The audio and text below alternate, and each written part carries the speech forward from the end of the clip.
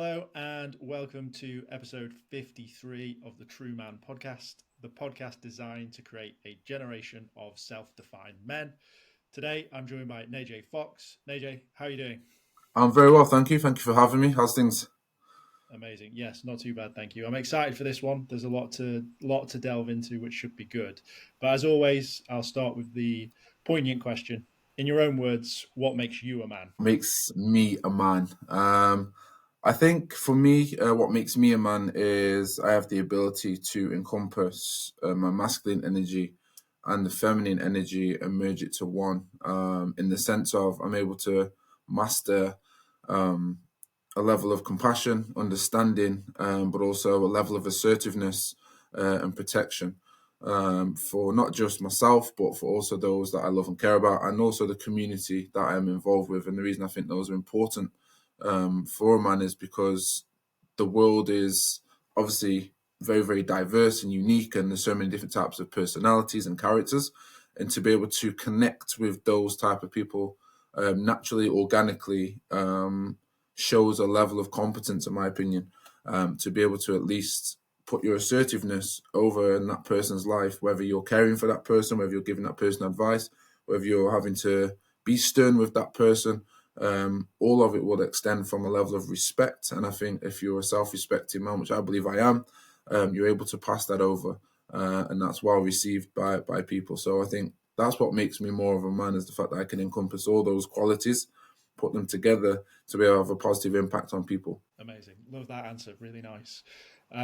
So why don't you tell the people a little bit about what it is that you do in and around the men's space? Yeah, for sure. I'm an advocate for a survivor of PTSD, and also I am a model and an athlete. I'm also a one-to-one youth mentor and life coach for young people. And how that pretty much fits in with this podcast is based on my own story of trauma, grieving, and of course, as I mentioned, PTSD, and also how I've overcome that and how that's kind of impacted me to be able to have an even better impact in the areas of my life that I work at, whether that is modeling, athletics, people in general, my family, or even the young people that I work with each week. So for those that don't know, or maybe have only ever heard PTSD mentioned, maybe with sort of in regards to army and veterans and that side of things, explain to people what PTSD means for you. Yeah, I mean, the definition that was given to me, I ended up having counselling at some point, which I'm sure we'll get into as well, which was great as well. Therapy was amazing. Definitely something we need to talk about. But yeah, for sure, PTSD, post-traumatic stress disorder, and yes, most of it is to do with, like I said, people in the war. You'll hear it a lot, but basically, what tends to happen is you go through a series of events in your life that are traumatic, high in emotions, high in devastation, etc., etc., and your body stores it. And what tends to happen from there is you continue to live your life without having the time for your body to deal with it. That tends to happen because the trauma is pretty much a daily thing. And the height of that trauma means that you don't have time or the capacity to release it or deal with it in that moment, because next day is trauma, the day after is trauma, the week after is trauma. So it stores and builds to the point where you then have your own safety net, ultimately, where you find your own comfort zone where you just get on with things and you work with it. And then once you come out of that trauma, your body then starts to release or be triggered, shall we say, in what I can explain for me personally was very, very weird things that were happening that I just didn't understand why my body was doing, certain things. Like I'd have certain smells and I'd be triggered, and I'd be staring in walls for like 3 hours, and there'd be times when I wake up and be crying, like I'm like, what's going on with me? Like genuinely had no idea, and it was quite scary, to be fair, because as a man you like to be in control of things, and when you're not in control of yourself, that's one thing that can really kind of send you over the edge. And I'm not saying I was sent over the edge, but I was borderline ready. Do you know what I mean? To just pack it all in at one point. And with PTSD, when I had my counselling, she kind of explained it, and I think it was a beautiful way. It really did trigger my mind to understand where I was at, and it kind of calmed me as well at one point. And she said it's like if you ever watch a scary movie. I don't watch them personally, but I get the gist of what she was saying. She said if you ever watch a scary movie, and it's the first time you're watching it, Lewis, and what tends to happen is the bit that makes you jump comes out. Yeah, you kind of crap yourself a little bit. You get like, oh my gosh, what was that? Makes you jump. But she said, imagine watching that movie 1,000 times. You watch the same part every single time. She said, at some point your body's not going to jump. I said, well, yeah. She says, why? Because you can expect it. She says, yes. She says, your body is like that with PTSD. Your body is experiencing it as if it's now, as if it's happening right now to you because you're out of it. Whereas your mind has already gone past it. So your body needs to catch up with your mind. And I was like, wow, that's a great way of seeing it. She said, you'll still feel triggered, but your reaction won't be the same all the time. And what she gave me a task, and if anyone's listening to this, I urge you to try it. It's absolutely amazing. She gave me a task to deal with trauma. And this can work with any form of trauma. I've even done it with the young people that I work with, those I've got a really good bond with and stuff. And she said to me, you have to write down a significant moment in your history regarding your trauma that sticks with you and still makes you cry, upset, angry, whatever it is. And she says you need to write it down in as much detail as possible. When you write it down, make sure you cover every angle that you can. And she said, when you finished, you put the pen down, you have to go into a quiet room. The reason you have to be in a quiet room because you have to literally just be you and your thoughts. That's it. Somewhere quiet. You can even go in the fields, wherever it was. She says you have to read from the top all the way to the bottom. But she said if you cry, if you get angry, if you lose yourself, if you stumble your words, she said you need to go back and start again. I says, what? Like, well, I didn't get that. Like, you want me to just keep repeating and crying? She says, yes. I says, okay. She says, if you end up reading and then more things come to mind, I want you to stop and add that in or restart your story and add it in. I says, okay, no problem. She says, the reason that we do this is because just like the movie, you have to keep watching it over and over again until it comes out, until you stop getting triggered. And it took me 3.5 weeks to finish maybe 3 paragraphs of what I've written down of one moment in my life that stuck with me, that would trigger me and be frustrated. And that was just one part of my trauma. But to see how different my body reacted, that's when I say the therapy session that I went on, I really enjoyed it because it opened my mind not only to myself, because one thing, Lewis, that I feel like men struggle with is that some of us don't know why things are happening to us when it comes to mental health. That's the first thing. Like, I knew why. I understood why I was grieving, I understood the trauma I had and the build-up. I didn't know how to deal with what I was dealing with. Some men struggle to even get to the level of seeing, well, why am I doing this? I don't fully understand anything that's going on. I had an inkling, which helped. But more so back to the story, this shows how to deal with PTSD in such a great way that was transferable to the young people now that I work with and everything else. And like I've said to you before off camera, I've always say pain has a purpose. And when you know that your purpose on this world is more so not just about you, but for others as well, like, you've got to go through things. And I always say God puts you through things that he'll know that you'll break through, and it will have a massive impact on others. And here we are now having this conversation, which is just testament to, the therapy that I had. I'm able to push that on. And anyone hearing this, I urge you to try that. Absolutely. Because for me, it worked wonders, Lewis. And it was an incredible experience. It's it's a nice thing. I mean, I may even try it myself. It's something that I think could be really beneficial. For It's sure. nice that you said that it took X amount of time as well. Like, you didn't skim over the easy part of it. It's not going to be instant, which is Oh, for what sure. Yeah. the Well, core I will is. be honest with you, Lewis, if I'm able to. There's certain things that were traumatic that would still make me upset now. The thing that I chose was regarding an incident with my mom and an abusive partner that she had when I was younger.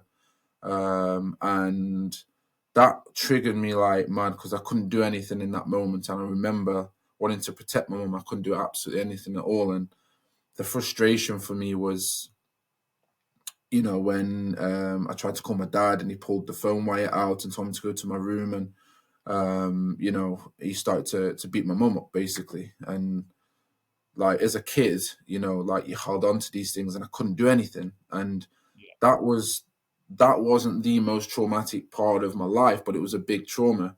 There were smaller traumas that I've had within that same, capacity, shall we say, that were triggers from similar events. So they were easier to deal with. So what I found was once I dealt with this trauma that I'm speaking about, the other smaller traumas weren't triggering as well, because what you have to understand is that trauma can link just like a tree and a branch. So the root, the big trauma, can be the tree, and then other little traumas can extend off them. Once you deal with that root, you'll start to find that other parts of your trauma don't tend to come back in the same way or affect you in the same way. So it is a very good tool to use. And I would definitely say time-wise, it can change depending on what the trauma is, how comfortable you are, and how honest you are as a man doing these things, and how vulnerable you can be with yourself. It's not about being vulnerable in front of people, vulnerable with yourself. And as a man, that's a very, very difficult thing to do. So time is very different, but it's not a quick fix for sure. Yeah, it's a nice analogy, getting to the root essentially, which Yeah, is what a lot of people struggle with. And yeah, you've got to want it to make it work for sure. yeah, You've obviously touched on very briefly around the story of this. I think one of the reasons that I do this podcast is for as many men as possible to share their story, just in case it's got enough parallels for one man to make a change, make a difference, or absolutely. do something that would be good. So wherever you would like to start or wherever you would like to jump in and out, I'd love to hear little parts of the story of essentially what got you to that position before you started working on Yeah, for this sort of. sure. I try to put it in a nutshell because I know time is very, very limited, so you have to bear with me. But I grew up predominantly with my mom. My dad was still a massive factor in my life, don't get it twisted. And I have an incredible relationship with my dad, which is so part of the reason why I was able to get out of what I got out with. But for the time I was living with my mom ended up being an alcoholic, and in multiple abusive relationships growing up. I was privy to a lot of things that were happening behind closed doors, and it witnessed my mum, either being beaten, being sexually assaulted, and yeah, quite obviously how can I say, I was in the capacity of her drinking, so I was able to witness her habits, shall we say, that was pretty much destroying her life. And when I was young, I was maybe 8 years old. I remember being 8 years old, and we used to live in a council estate in a flat, and my mom, maybe at 3 a.m. in the morning, she was screaming for help, and it was just me and her in the room at that time. But there was like blood everywhere. Now it wasn't from a domestic situation, sorry, domestic abusive situation. But the drink had like pretty much given her cysts and damaged her insides, and basically she's pouring the blood everywhere. And I had to run down to my neighbour, who was a nurse. I knocked on, and she called the ambulance. I remember the ambulance guy on the phone was just telling me to cover my mum and keep her warm. And at the age of 8, I was like, I have to protect this woman. That was it. That was my instinct was just that. Like, this is my mom. I need to protect her. Like, and it's always been like that for me as a young carer, growing up. So Yeah. very, very quickly, almost seeing your mum pass away at that age and die ultimately, and then she goes to hospital and she's got wires all into her, and it's like, I don't understand what's going on. I just know that this is my mom. I love her, and I need to protect her. And she made a recovery, of course. And since then, it's my life has always been about her. Even as a young person, because of my personality and my character, which I still have today, Yeah. people wouldn't have known what was going on at all. People would have gone, you're having so much fun, you're always laughing, like you're always the main character, just because of who you are, your personality, you love to laugh, you love to make others laugh. It's a genuine thing. It was never a cover for anything. It was just a genuine part of me. I was always that person. And it was difficult when I reflect on it now, because it's like people genuinely didn't know what was going on, at all. And on the eye, you would never have known the stuff that goes on. And I guess with my mum's situation, bringing it up a few years, similar things had happened where she kept going back into hospital and she was fainting. And at this time, even in my teenage years, when all my friends, at college and stuff were kind of, how can I put it, learning how to drive or going out parties and stuff like that, I wasn't able to kind of focus on those things. I was really focused on my mom. There was times when me and my mom almost got evicted from the house, and I had no idea that she wasn't paying the right bills. Over the time, I'm going to extend over a couple of years because of time-wise and stuff, but just there was a stage where my mom was having a level of dementia,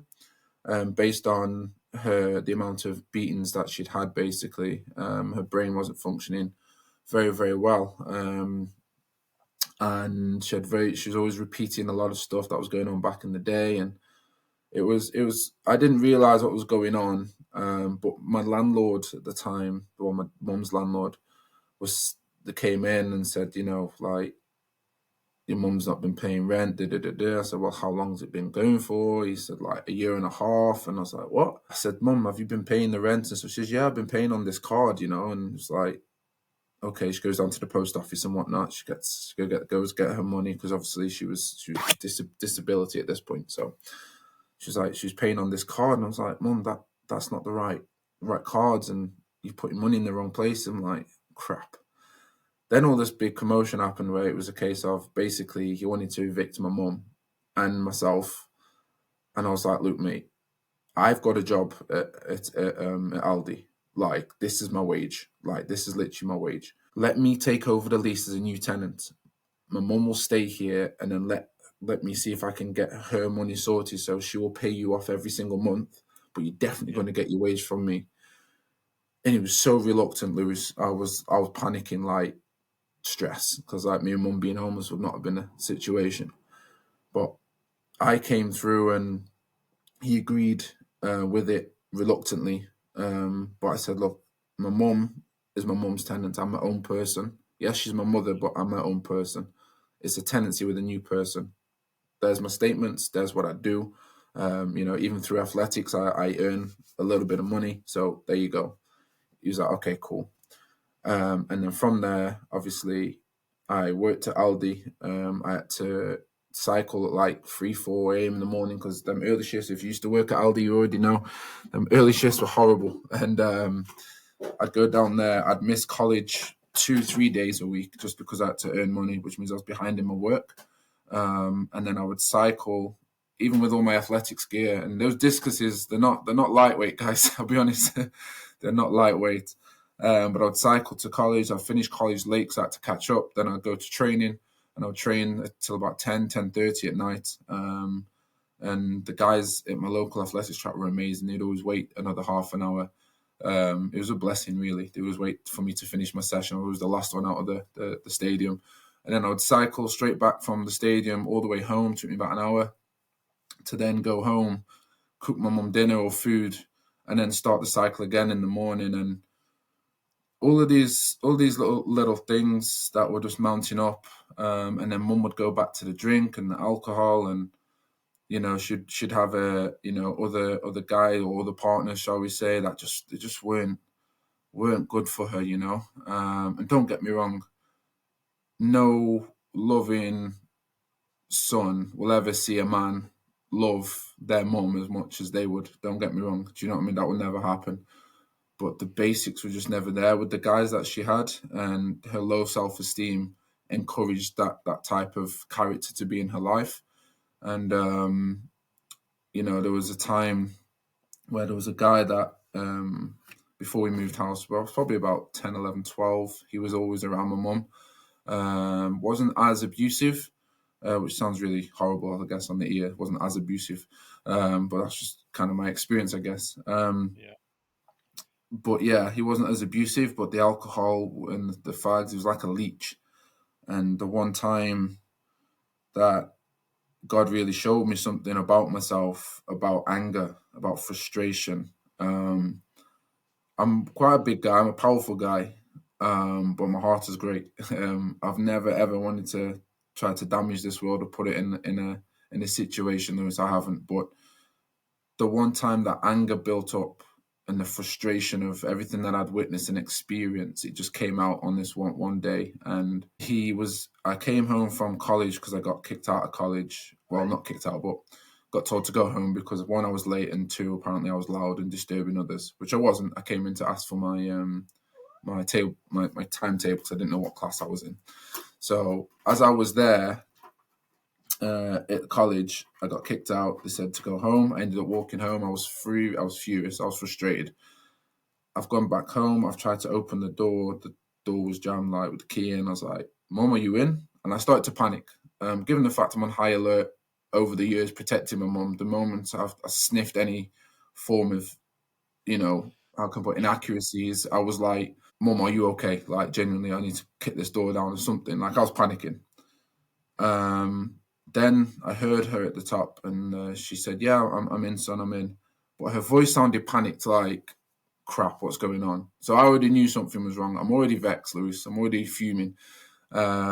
She's opened the door, and I've looked at her. My mum could never lie to me. I've just got this radar. I'm just always observant now. Like, I don't know why, but I just know. I looked in her eyes when she said, I said, "What's wrong?" She says, "Nothing." I said, "Mum, who's upstairs?" She looked at me, disappointed, because she knows I didn't like these guys. And then she basically just said, "Just go upstairs." And I kid you not, I must have touched about 4 steps. There's about 14 stairs within a household, a normal household. I touched about 4 of them. I pounded up there like nothing. I opened the door and I see this guy. I'm not going to put his name on blast at all. No, definitely not. But I see this guy, and rage. Like, I was like, "What the hell are you doing here? Like, what are you doing here?" He starts to put his shirt on, Lewis. He timidly stands up. He starts walking past me. I look him dead in the eye, and I'm just staring, and I'm feeling this anger and this rage, this flame, like, build up and rise. And he looks at me, and I think he's just about to open his mouth to say something, and then in that moment I just blacked out and I've just punched him. I gripped him by his throat, I threw him up against the wall. I can't remember other than just choking him and filling his head and saying, "I told you, stay away from my mom, stay away." And as I'm going, I can just feel this rage getting more and more, and this fire. Like, it was so strange to me. Like, but I just couldn't stop. And it's like this release was coming out, and I stopped. He's picked himself up off the floor.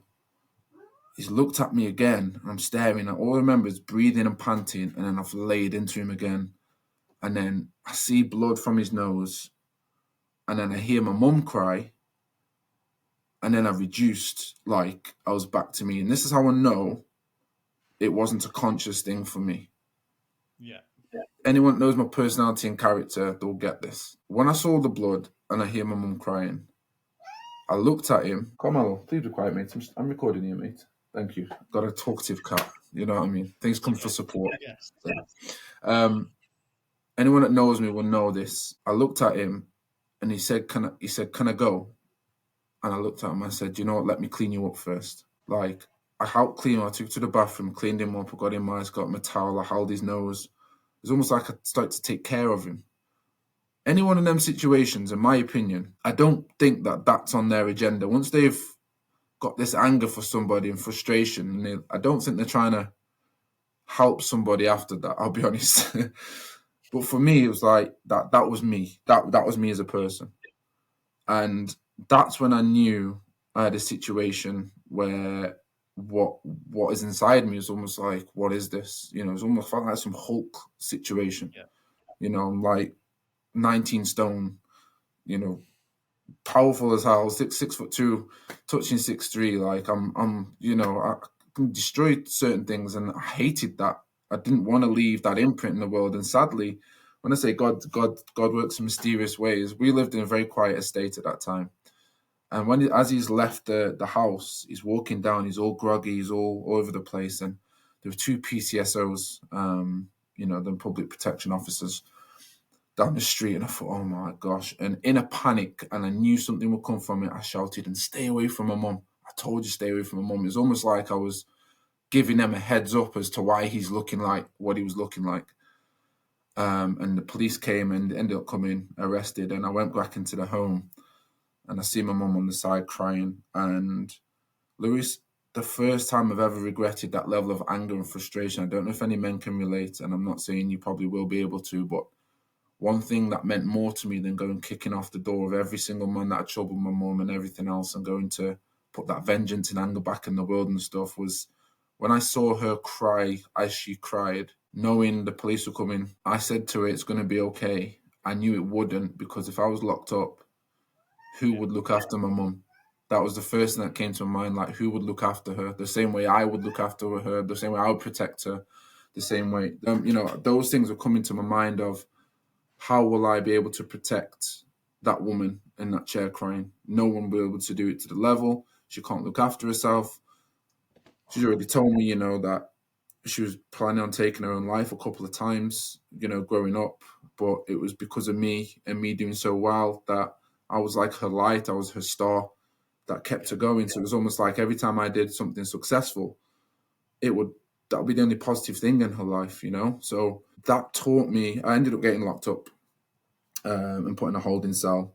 And the lawyer managed to get me out because the other guy had to make a statement, and he was intoxicated. So they said I shouldn't have to wait for that. Luckily, he didn't end up pressing charges in the end, for whatever reason. And I was free to go, but I had to do like a youth kind of service for like 3 months. And if they'd wipe my, basically said they'd wipe my, what do you call it? My records. They wipe my records clean if I was free for 3 months of doing nothing, which I was in my own lane anyway. So, but yeah, that taught me about anger, vengeance, revenge. And even if, and I'm not saying, because I know it's difficult for men to probably even comprehend what I'm about to say, even if it's your mum being beaten up, damaged, bruised, and even if it's rightfully, morally correct for you to go to levels to take back vengeance and put that onto somebody, it still wasn't the right choice for me at that time. Yeah. I could have gone and searched every man in the door. I wanted to burn the whole world, Lewis. That's how I felt inside every single day. But the opposite came out every single day because I had a woman that, regardless of how I felt, I had to step up for.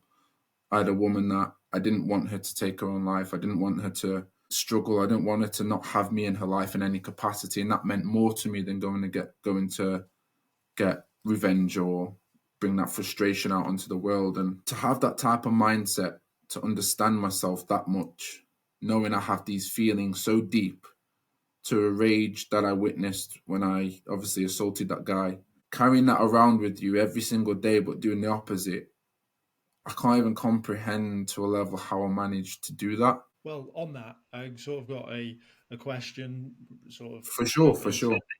built into it. So I've jokingly said on this podcast that I didn't feel like a man until I was in my 30s, and I've recently done other episodes where people talk about having a baby as sort of the day that they become a man, and that's when they sort of step up, shall we say.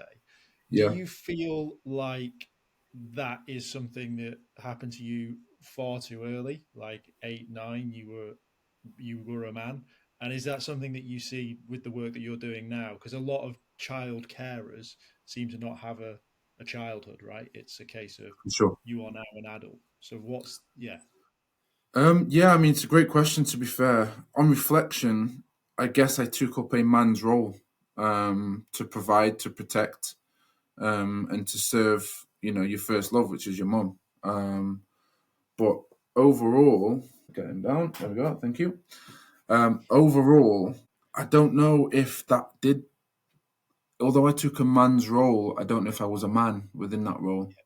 Because like I said, maybe there were elements when I said about having compassion, having understanding, having wisdom, having emotional intelligence, having that level of self-awareness, understanding, all those things at a young age, maybe fair enough, could have put me in a bracket of being a man, a high achieving man in that sense. But in terms of my age, I wouldn't have known what a man was or what a man is. I just naturally acted on instinct. And only on reflection now could I probably say, yes, I was probably a man at that age. But I still, to the moral standard of the world, the Western world, didn't know how to pay bills. I could cook, but not cook to a high level. I couldn't look after my mum in the way I wanted to look after her. So maybe for me personally, was I even achieving as a man? Because one thing as a man that we don't do is give ourselves credit, because we just get it done. So if I was to look back at my younger self and give myself credit as an adult, like, wow, you were a man. You saying that makes me highlight I was a man. But in that moment, I never give myself credit. And it's not like I did it for credit. It's just I had to get it done. So if that made me a man, then so be it. But that wasn't my priority to try and step up. I think when you are a man, you are conscious of trying to be a man. That's when your awareness, like as an adult now, I'm like, no, how can I actually be a man for me? Yeah. How can I better me? I wasn't living to better myself. I was living to look after a woman that I love so dearly. And that meant the absolute world to me, above my athletics, above everything. Everything that I lived for was for her, because I wanted her to see me succeed at what I was doing, because I knew the ramifications was she would have longer on this earth. You know, from the age of 8, 9, 10, I always thought my mum's not going to survive. She's going to go. She's going to die. But I didn't take that in sadness. I took that as, let me be the best I can be in the time I've got. And I never knew when. So as a man, when I live for myself now, I think I'm more of a man now than I was then, even though I haven't got all my crap together. Even though When I'm did that still... ethos change? When did you change from protector to I need to be the best version of myself because that's going to allow me to do everything else? Yeah, it's a great question. Not one that I've reflected on, but in the moment, as you asked me, I would like to say maybe 2022, maybe 2 years ago. I would probably go. Was there anything that sort of ticks over that makes you go, yeah, that was the reason why? Or Um, with the PTSD and stuff like that. Although I had counselling, it's not like once your counselling finishes, you're healed. yeah, There's still work that goes on after it. Some people think like it's a bit like some people look at it like a PT session, like a fitness session. Right, after 12 weeks, you're going to look like this. No, they give me the tools, and I still had to work. But because it's emotions, and your emotions are being played every single day, whether heightened or low, because it's triggers, and it's a different kettle of fish. And I only really started to find myself over that period, maybe 2 years ago, where it was like, I need to home in on me now. I lived my life for so many other people. I was always able to give to many people. I was able to help so many people in unique and special ways. I had individual bonds with every single person that I met, and I knew them deeply and personally because I had that aura, and I carried that ability to be able to protect and look after people and help people. It's just something I'm naturally able to do, but to do it for myself was a different kettle of fish. And I started to realize that people were taking from me, not saying finances or physically, but energy wise, emotionally, people were taking from me because they liked the idea of Najee, but never actually liked Najee, if that made sense. Not many people knew Najee. A lot of people know me. A lot of people know me, or well, know of me, but they don't know me. And only a few people knew me. And there's only a few people that actually, when shit hit the fan, were genuinely there. And that's not to say people weren't there in my life. They just weren't able to be there at the capacity that I was able to be there for them, because some people don't have that frequency, and that's not an issue. But what I realized is that my love and my understanding, my empathy, my ability to articulate myself in situations and build the right picture for people, I had to be that for myself, because I wasn't going to find me anywhere else. And like I said, 2 years ago was probably the time where I said, you know what, I need to back off. If people think I'm distant, I am. If people think I'm being arrogant, okay, I am. If people think I'm being selfish, I am. I have to do those things for me because the better version of me is needed. And I can't pour into people no more when I haven't got nothing to pour. I need to build, I need to move. And those that get me and understand my world and what I've gone through on even the surface level, they wouldn't even bat an eyelid at me doing that. They'd say, you know what, Nage, it's a long time, you need to. And thankfully, God has blessed me with people that genuinely have understood that and believed in it. And I've been so ever thankful for myself for doing that, but also to God just to go, you know what, He's given me the opportunity to build into the modeling world, to get back into my athletics, to use my pain as a purpose for young people, and just being able to have that effect and impact on people. He's been able to use my story and give it purpose. And it's almost like my best friend, it makes me go back to my best friend when just before I found myself, and I had to go to work. I normally get the train in, but this time I got the bus. I was like an hour and a half, and I called him. He called me in the morning, and it was the day when I was genuinely feeling like ending my life. Like, I'm done. I lived my life for my mum so much. I didn't know how to live for me. It was almost like my purpose had gone. Like, athletics didn't interest me no more because I did it for her,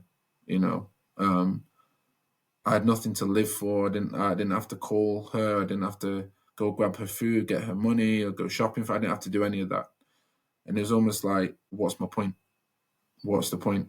And I remember saying to my ex-partner, when I was crying one time, I said, I need pain, I need hurt, I need frustration to survive. And that's a ridiculous concept in my world. But at that time, I remember saying, it's like, I can't do it without pressure. I can't like physically work. I can't do anything without having that pressure, that stress on me. I need trauma. I need it.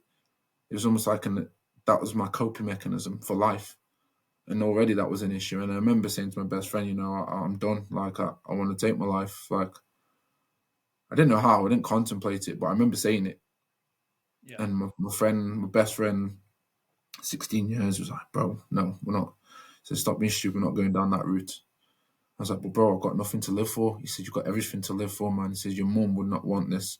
Your mum would want you to go and exceed and excel. He said, you believe in God, man. He said, spirit is always alive in there, man. Do you know what I mean? You've done your job. It's a chapter, ultimately.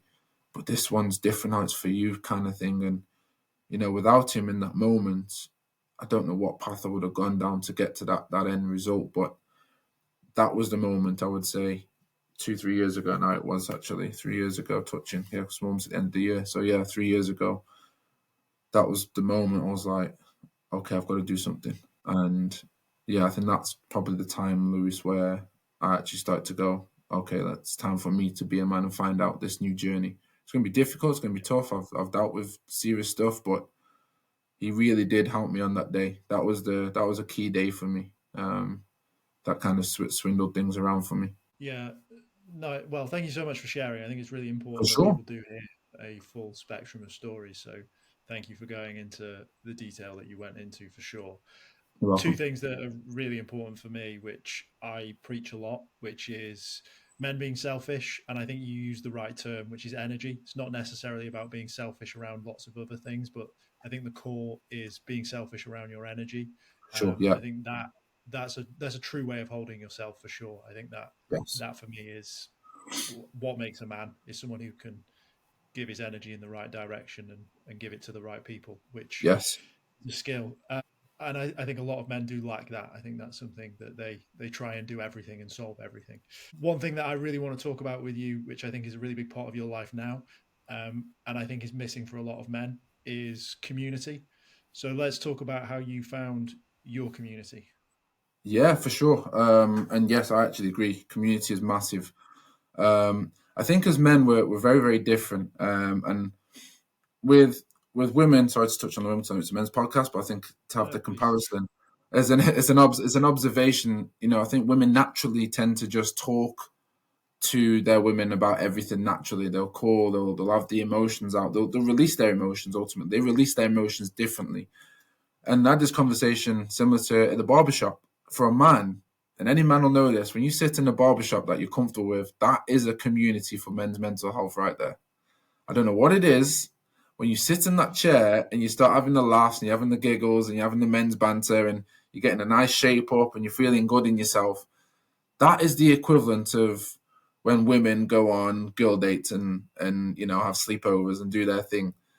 And for a man, that type of community is so essential to be around, even random guys, but we're all going through the same stuff. And it's like a lad's home to just have those conversations, but naturally and organically. And I guess for me, that community kind of happened from another friend who he asked me. He knows I love football. I'm a big Manchester United fan. Sorry if that upsets people, but I'm already upset because I'm a Man United fan. So, it's fair. But yeah, he asked me if I wanted to play football for his team. And I don't know why he reached out. At this stage, I was 24 stone. I couldn't train because the times when I was trying to train Lewis, my motivation was my mum. So it was like when I was trying to get back fit and trying to work on myself, my mindset, when you're tired and you're trying to find that extra motivation, my motivation was just my mum. But I didn't have that no more. So then it sent me backwards and I was like, no, I'm just going to go home. And I did. But football, it wasn't attached to my athletics. It wasn't attached to my mother. It was a completely different avenue, but something I was still passionate about.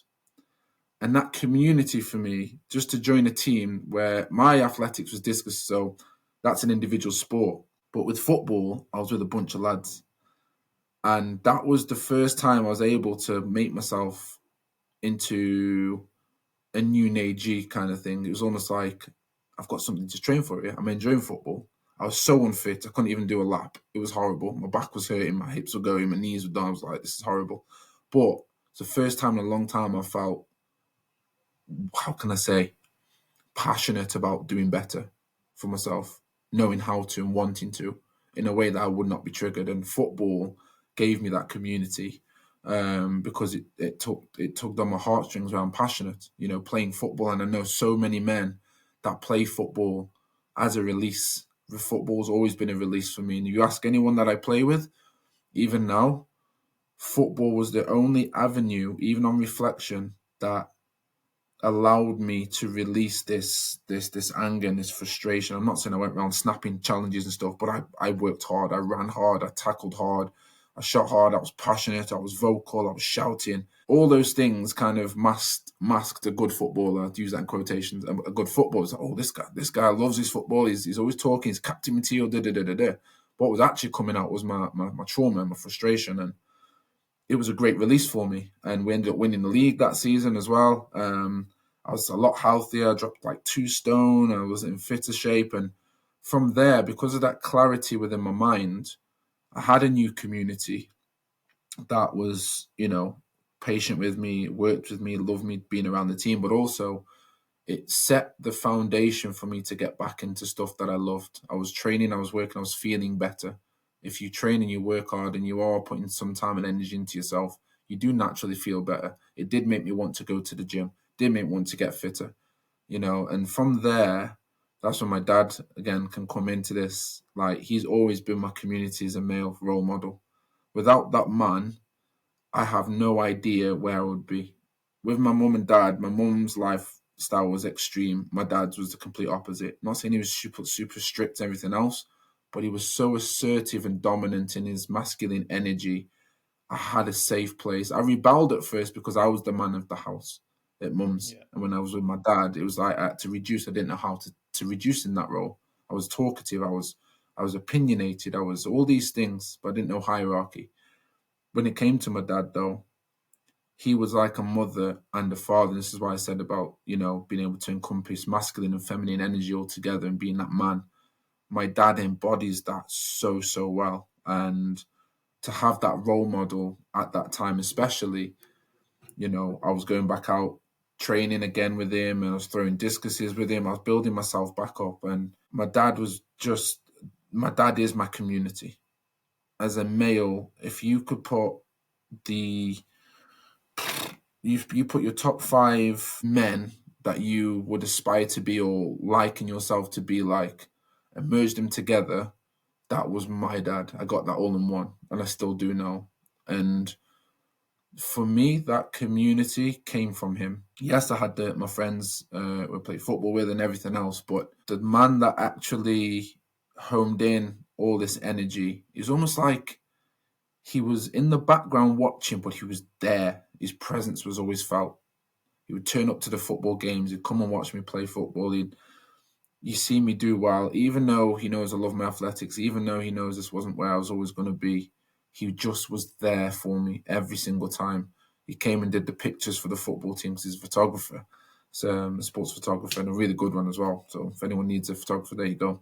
But yeah, like I said, you said community. He was that community for me, and everything else extended off that. And yeah, I just genuinely believe that it was a series of events from my best friend to my other good friend to the football community, and then that led me to looking at my dad again, who was still there for me even through all the trauma that I'd gone through, as being a figurehead. And I remember looking at him one time, going, "He's just so proud of me, regardless of what I've gone through and what he's experienced with me, and things he didn't even know that was going on, by the way."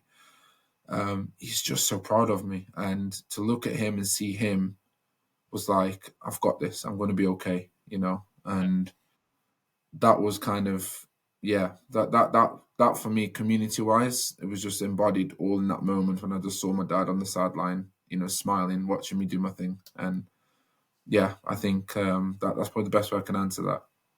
Yeah. Nice. What's next for Najee? What What's is next? What is next? That's a great question. Well, currently, like I said, I'm working on a food business with my dad in honor of my grandma on my dad's side, called My Mummy's, and My Mummy's is basically my mother, and we are looking to do a lot of projects for young people, especially males, young fathers and sons. We want to use our relationship and connection to, to push out something great for our small community in Stoke-on-Trent first and foremost, and utilize food as a way of doing that. My grandma was massive. She was part of the Windrush generation that came over to help build Britain, and in the community, she was a rock. She'd cook for people and she'd look out for people, and we want to bring that food to people, but also have that message so her legacy also continues. And that is a main focus for next year, definitely. I'm still doing my modeling, which I've been doing for 6 years, 6.5 years now. Some great stories in that as well. All tied into what I've spoken about as well beforehand, but I know we don't have too much time.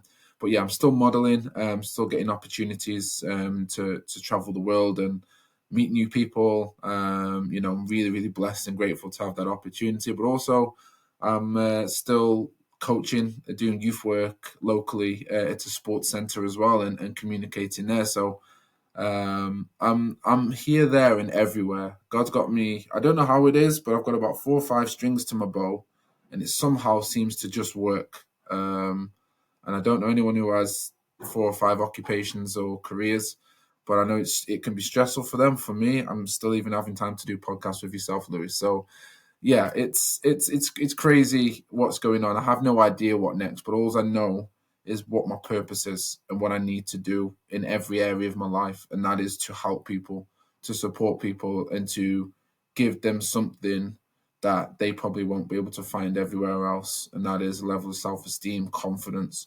Learning how to embed that into somebody, but also to give my experiences, knowing that it's coming from a genuine, organic place. And wherever God puts me, I want to continue to be able to be a light for people. I'm not going to be liked by everyone. I'm not going to be loved by everyone. That's not my purpose. It used to be when you were younger. It used to be liked. None of that matters to me. As long as I know my intentions are pure and my heart is in the right place, as long as I can help people find their better self, whether it's in modeling, whether it's in TV, whether it's DJing, whether it's youth work, it doesn't matter to me.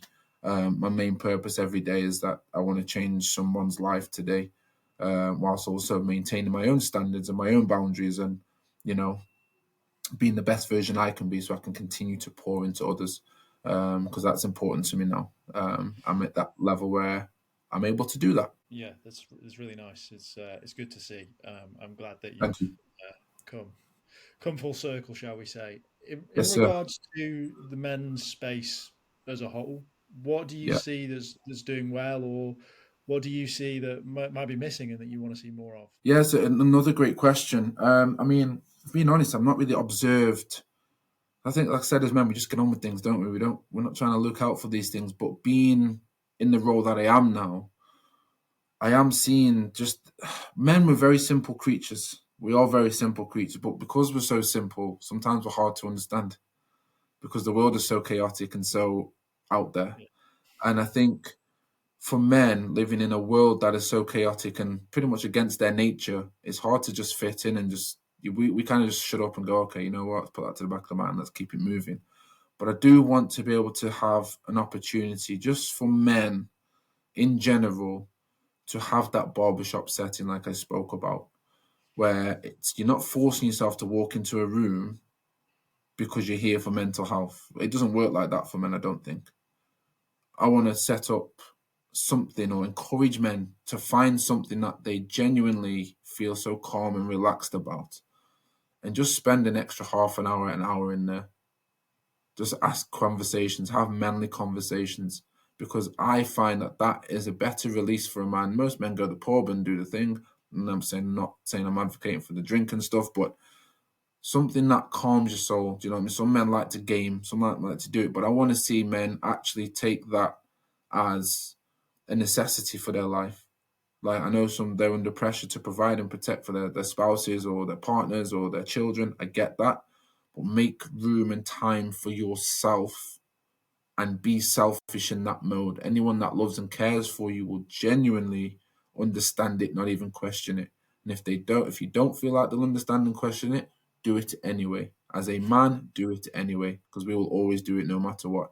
But I would just encourage men just to be around that. And I do want to see more men hopefully being in my situation where they have to come full circle. I'm 32 in December, maybe 3 weeks. It's not, I'm not saying like every man is going to be able to talk. Even when I was young and going through what I was going through, I wasn't able to talk about everything. I didn't trust people um, because I don't believe people had good intentions or pure intentions the same way I did, even if I wanted to talk. So I'm not saying it's going to take a short amount of time or long short of time, but if you've reached a stage where you have coping mechanisms that are healthy for you, I just want to, encourage them to continue to utilize them, but also try to grow a community around them for yourself as well. Take leadership as a man. Take a lead on something you love. If it's gaming, try and get a lads club. A lot of men like gaming online. If it's I don't know, like random sports, say it's tennis or badminton, whatever. Try and get a group of guys. If it's dominoes or cards night, try and build a community that's just for you and the boys. Do you know what I mean? And then make sure they are people that you can help lead and protect and guide as well. Because when you do better as a man, more than likely a man's going to be inspired by you to go and do the same. And you're more inclined to be able to help them as well. And you helping another guy is going to only boost your own self-esteem because it gives your situation a purpose as well. So yeah, that's probably what I would say to that. Amazing. Najee, I could speak to you for hours, and I think we probably will again, and have lots of Amazing. go into more depth for sure. We've opened just one can of many worms, which is exciting. But Absolutely, yes. I'll leave the final part of the podcast for yourself. If you let people know where to find you, if they want to hear more, and also any final thoughts that you have. Oh, well, first and foremost, I want to say thank you for the opportunity. I've listened. Obviously, I know you reached out, and I managed to gracefully listen to a couple of your podcasts, and I've been so inspired, and it's helped with this conversation today. I've been more inclined and more, even, how can I say, excited to have this conversation. So now that we've had it, it's definitely met expectations, and I appreciate you giving me the platform to express my situation and what I've gone through, but also to show the turnaround and that it's possible for men. And I think you're doing an absolutely incredible job, and credit to yourself for that. So thank you for letting me be a part of that wonderful experience. And also just on the side, to find me if you want me anywhere, I'm pretty much active on Instagram. It's Sunshine IVVII Roman numerals 47.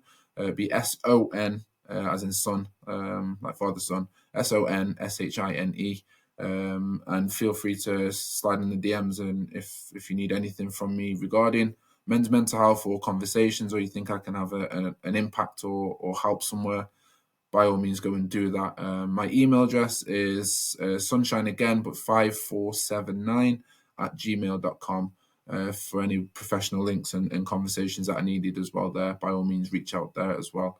I'm more than happy to share my story, my purpose, and to bring my skill set and qualities to any stage that is needed to help our guys, man. 100%.